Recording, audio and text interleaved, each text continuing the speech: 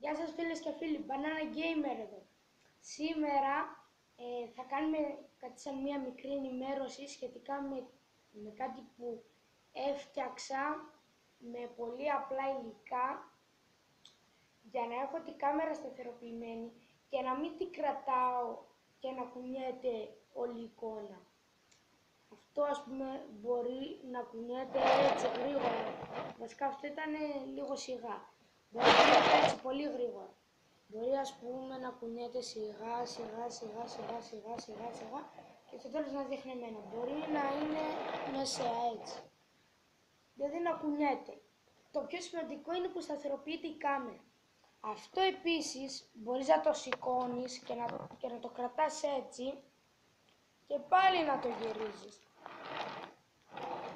Ή να το γυρίσεις πολύ γρήγορα. Ό,τι θέλεις.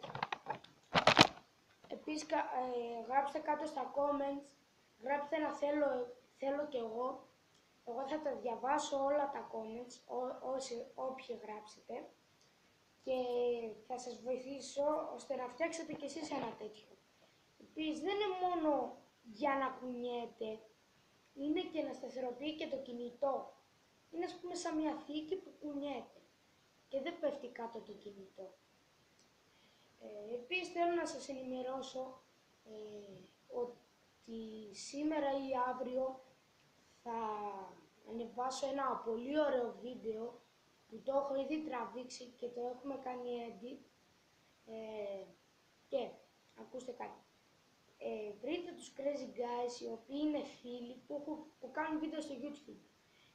Έχουν κάνει φάρσες, challenge και τέτοια. Έχουν κάνει ποιοτικά και ωραία βίντεο.